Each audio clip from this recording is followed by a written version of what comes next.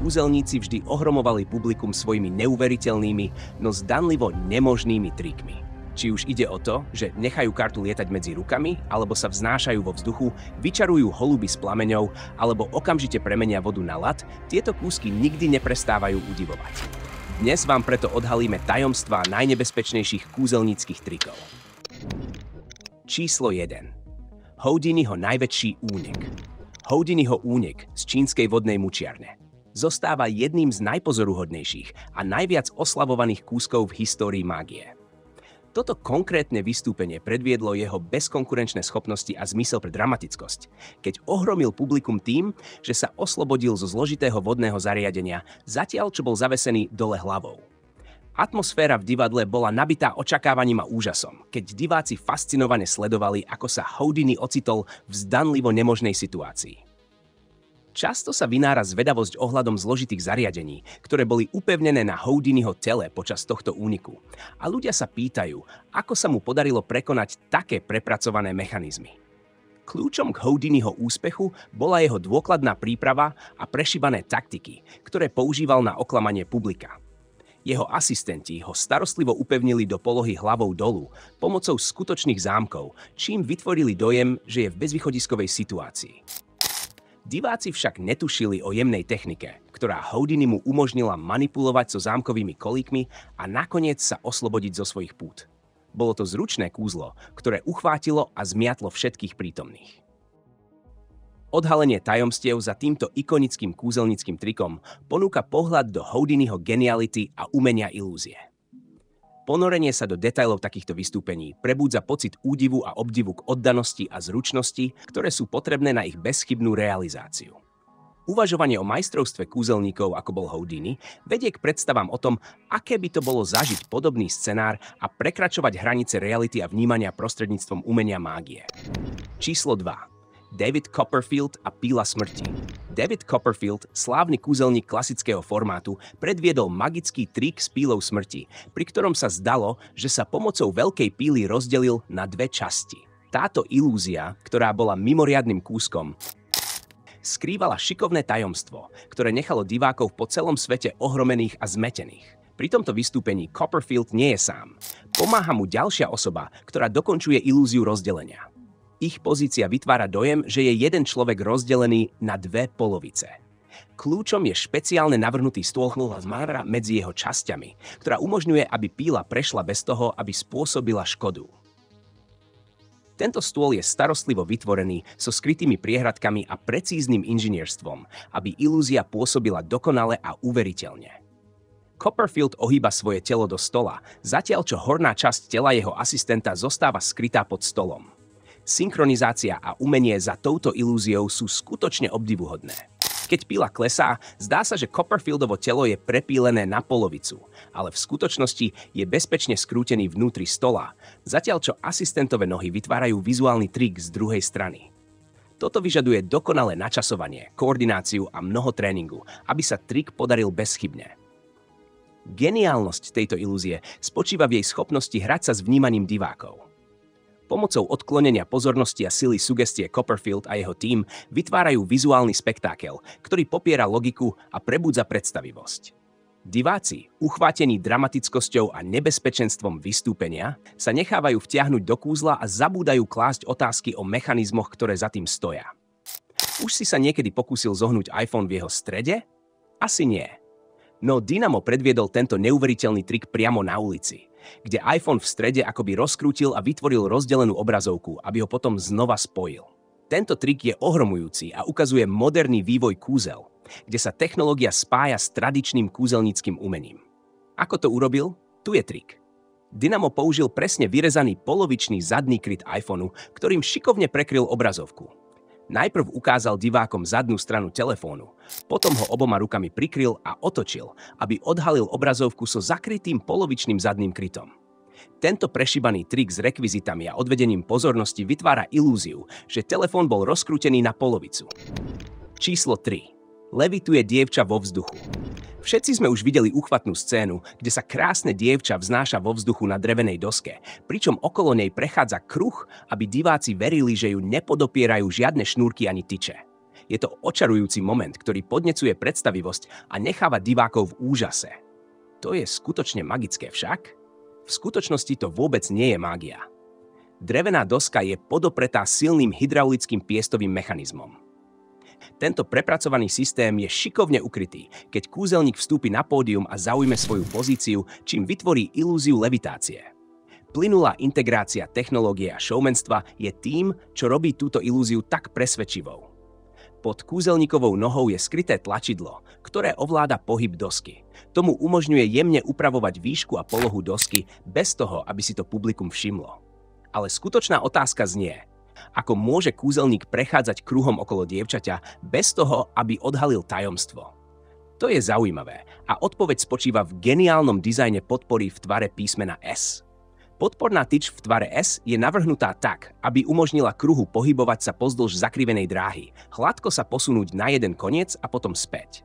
Tento šikovný dizajn zaručuje, že kruh sa zdá pohybovať voľne, čím presvedčí publikum, že neexistujú žiadne skryté podpory. Je to brilantný kus inžinierskej práce, ktorý v kombinácii s kúzelníkovým umením vytvára dokonalú ilúziu levitácie. Takže v skutočnosti v tom nie je žiadna mágia. Je to len starostlivo vytvorená ilúzia, ktorá spája mechanické inžinierstvo, presnosť a showmanstvo, aby vytvorila moment úžasu a obdivu pre divákov. Číslo 4. Útek zo smrtiacej pasce. Hiroki Hara, japonský kúzelník, raz predviedol napínavý útek zo smrtiacej pasce. Tu je, čo sa stalo. Potom, ako vystúpil na pódium, najskôr predviedol rýchlu zmenu kostýmu, aby ohúril divákov. Potom vstúpil do boxu plného nožov, ktorý ho mal zabiť. Jeho asistenti ho vo vnútri uzamkli a lano, ktoré držalo box, bolo zapálené. Následne nože prepichli box, čo vytvorilo obrovské napätie. No čo sa stalo potom? Hara sa bezpečne objavil pred stolom porodcov. Ako sa mu podarilo uniknúť z tejto smrtiacej pasce? Tu je tajomstvo. Nože, ktoré prepichli box, boli špeciálne vyrobené a neboli skutočné, takže pre kúzelníka nepredstavovali žiadne nebezpečenstvo. Trik mal dve časti, zmenu kostýmu a útek. Čo sa týka zmeny kostýmu, Hara mal na sebe dva outfity. Vonkajší červený kostým nemal žiadne gombíky a bol prehodený cez jeho plece. Tento kostým si jednoducho stiahol bokom potom, čo zdvihol záves, čím odhalil čierny outfit pod ním. Pri úteku z pasce mal box dve tajné priehradky. V zadnej priehradke sa skrýval ďalší asistent a na spodku boxu bolo dosť miesta, aby si Hara mohol bezpečne uložiť nohy. Keď sa Hara zohol, aby vošiel do boxu, jeho asistent vystrčil pravú ruku. Keď bol Hara úplne vo vnútri, asistent vystrčil ľavú ruku. Pod boxom boli tiež tajné dvierka, ktoré viedli do dutého schodiska. Hara týmto schodiskom zišiel, zatiaľ čo ruky jeho asistenta ostali na mieste uzamknuté. Pódioví asistenti posunuli schodisko nabok predtým, než zapálili box. V tme Hara potichu preliezol k stolu porodcov. Keď boli ruky asistenta uvoľnené, zatiahol za západku vo vnútri boxu, čo spôsobilo, že spálené lano spadlo a nože prepichli box. Pri bližšom pohľade však nikto nebol vo vnútri, pretože asistent sa bezpečne stiahol dozadu, kde ho zakryla čierna doska. Nakoniec sa Hara opäť objavil a ohromil všetkých touto neuveriteľnou ilúziou. Číslo 5. Voda na ľad za sekundu. Dokážeš premeniť vodu na ľad za sekundu, aj keby si mal mrazničku? Nie? Ale kúzelník to dokáže. Pozorne sa pozeraj. Kúzelník naleje vodu do pohára a okamžite ju premení na kus ľadu. Ako to urobil? Má v rukách mrazničku? Alebo je tu v hre nejaká nadprirodzená sila? Táto premena je taká okamžitá a plynulá, že zanechá divákov v úžase, ktorí si kladú otázku, či neklame ich vlastné oči alebo samotné prírodné zákony. Tajomstvo tohto triku je prekvapivo jednoduché, no neuveriteľne chytré. Pohár už obsahuje kúsok ľadu a na dne špongiu rovnakej farby. Keď kúzelník naleje vodu do pohára, špongia rýchlo pohltí tekutinu. Špongie sú mimoriadne účinné pri nasávaní vody a táto je strategicky umiestnená tak, aby svoju úlohu splnila bez toho, aby si to niekto všimol. Keď voda vsiakne do špongie, kúsok ľadu zostane na dne pohára. Keď kúzelník otočí pohár hore dnom, jediná vec, ktorá z neho vypadne, je kúsok ľadu, čím vytvorí ilúziu, že sa voda magicky premenila na ľad behom niekoľkých sekúnd. Tento trik je skvelým príkladom toho, ako kúzelníci používajú bežné predmety a trošku dôvtipu na vytvorenie úžasných efektov. Hoci to na prvý pohľad vyzerá ako mágia, v skutočnosti ide o dobre zvládnutú ilúziu. Kúzelník kombinuje zručné pohyby, načasovanie a hlboké pochopenie ľudského vnímania, aby zdanlivo nemožné vyzeralo ako skutočné. Tento trik, ako aj mnohé iné, je dôkazom kreativity a majstrovstva, ktoré sú súčasťou umenia kúzel. Mágia nespočíva v nadprirodzených schopnostiach, ale v kúzelníkovej schopnosti manipulovať s vnímaním divákov a vytvoriť chvíľu plnú údivu. Číslo 6. Trik s nožom a kartou naslepo. Prvým trikom je trik s nožom a kartou naslepo od Andrewa Leeho, malajzijského kúzelníka z relácie Británia má talent. Na pódium pozval moderátorov Anta a Deka. Dec si vybral kartu, Andrew odtrhol jej roh a vrátil ju do balíčka. Ant vyhodil balíček do vzduchu, zatiaľ čo Andrew so zaviazanými očami sa pokúsil vytiahnuť Dekovú kartu tým, že hodil nôž cez tabulu okolo Dekovho krku. Tento odvážny kúsok ohromil a vydesil porotu aj divákov. Ako to však dokázal? Tu je tajomstvo. Karta, ktorú si Dek vybral, bola pre neho zámerne vybraná a Andrew nôž v skutočnosti nikdy nehodil.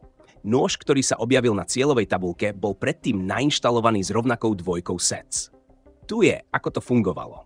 Andrew použil bežne využívanú techniku núteného výberu karty. Dvojka sets bola umiestnená na spodku balíčka. Pomocou tzv. Pinky break si Andrew tajne označil miesto, kde balíček rozdelil.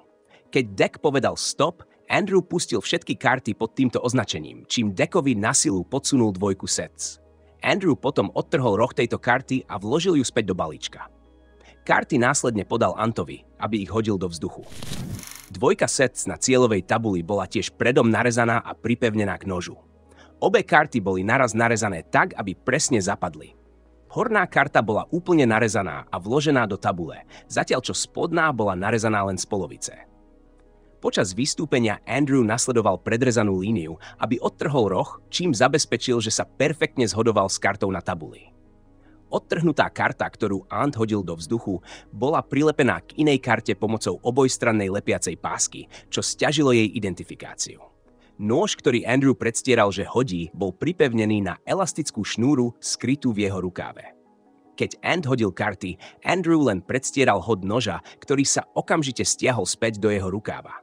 Tento pohyb spustil diaľkový signál k skrytému mechanizmu v cieľovej tabuli, ktorý aktivoval pružinovú základňu s už predom narezanou kartou a nožom. Táto časť vyskakovala hore, čím vytvorila ilúziu, že nôž zasiahol cieľ.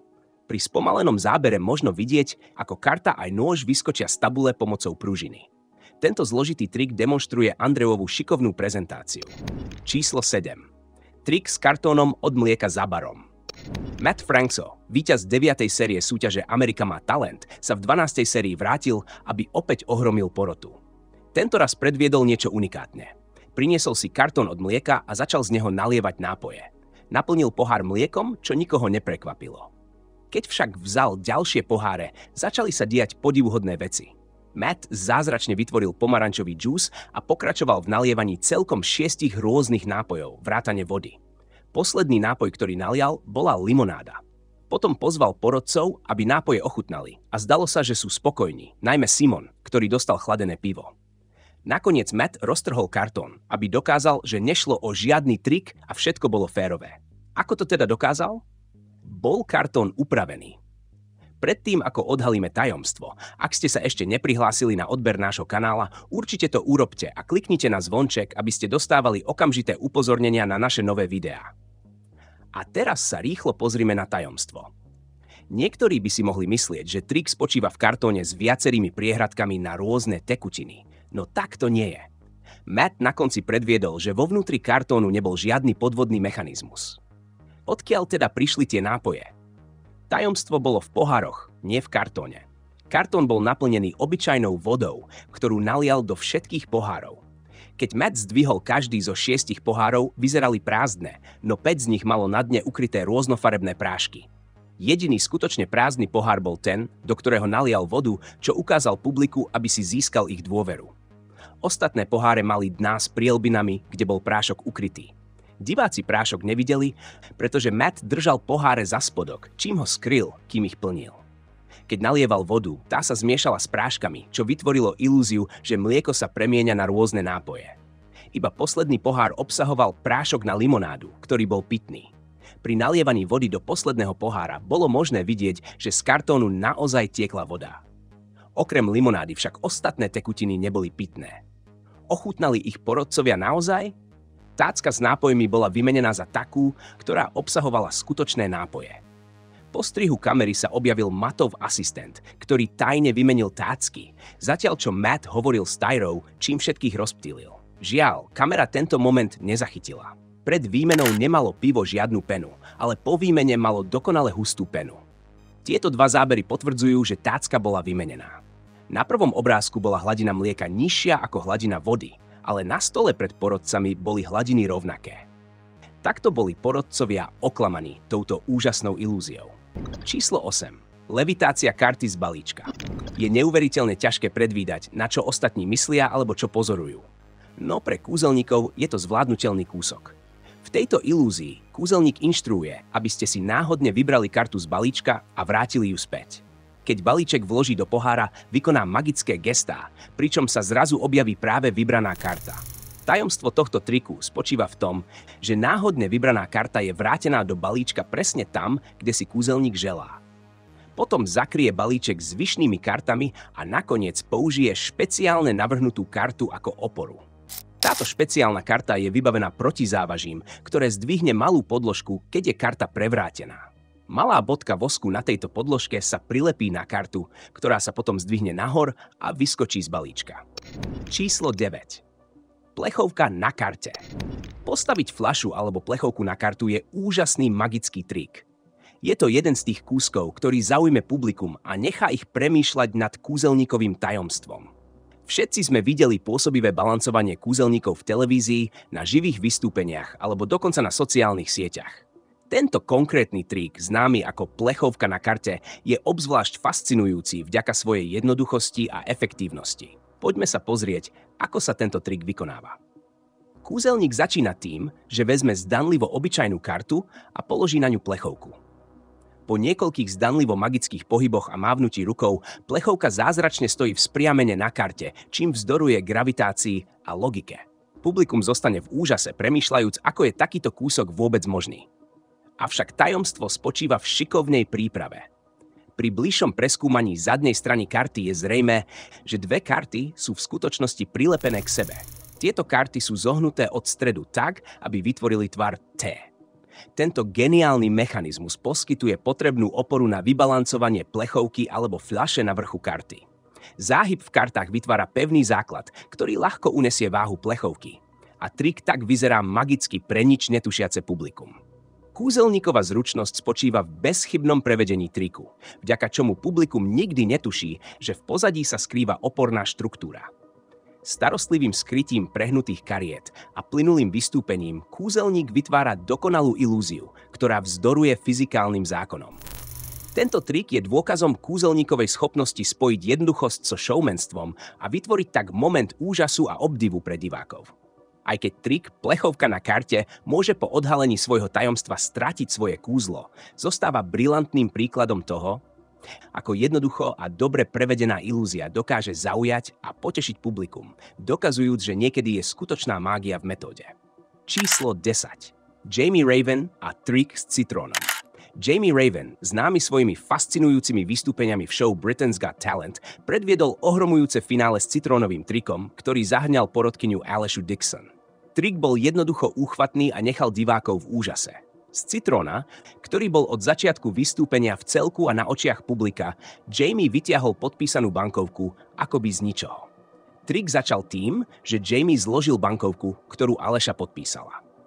Pri bližšom pohľade počas tohto procesu šikovne vymenil podpísanú bankovku za pripravený papierik, ktorý mal nenápadne ukrytý v ruke. Tento pohyb bol tak hladký, že si ho publikum vôbec nevšimlo, pretože ich pozornosť bola zameraná na citrón. So skrytou podpísanou bankovkou Jamie rýchlo vzal Alešinu tašku, bankovku do nej vložil a ruky pritom ukázal ako prázdne. Následne Jamie vybral z tašky citrón špeciálnym spôsobom, pričom publiku ukázal iba jednu stranu citróna. Tento detail bol kľúčový, pretože skryl tajomstvo triku. Potom začal citrón rezať neobvyklým spôsobom, čím ešte viac prehlbil záhadu a úžas celého vystúpenia. Skúsil si už niekedy takýto citrónový rez sám? Presnosť a zručnosť, ktoré sú do toho potrebné, sú skutočne obdivuhodné. Keď Aleša rýchlo vyťahla bankovku a odložila ju, pri bližšom pohľade na citrón sa odhalil zásadný detail. Viditeľný otvor na spodnej strane. Tento otvor bol tajnou bránou, cez ktorú bola podpísaná bankovka vložená, čím sa vytvorila ilúzia mágie. Táto pozoruhodná ilúzia ukázala výnimočnú zručnosť Jamieho Ravena v manipulácii a odvedení pozornosti. Jeho schopnosť bez problémov kombinovať bežné predmety s mimoriadnymi výsledkami je to, čo robí jeho vystúpenia tak fascinujúcimi. Bravo pre Jamieho Ravena za taký nezabudnutelný a záhadný trik. Ak by si mal možnosť vyskúšať akúkoľvek ilúziu, ktorú by si zvolil. Podel sa o svoje myšlienky a túžby v komentároch nižšie a nezabudni podporiť tento video obsah svojim lajkom. Zdieľaj kúzlo so svojimi priateľmi a rodinou, pretože každý prejav ocenenia pre nás znamená celý svet. Prihlás sa na odber nášho kanála, aby ti neunikli ďalšie očarujúce videá a fascinujúce odhalenia, ktoré ťa budú ďalej okúzlovať a inšpirovať. Prajeme ti deň plný zvedavosti a úžasu, kde čaro mágie nikdy nevyprchá.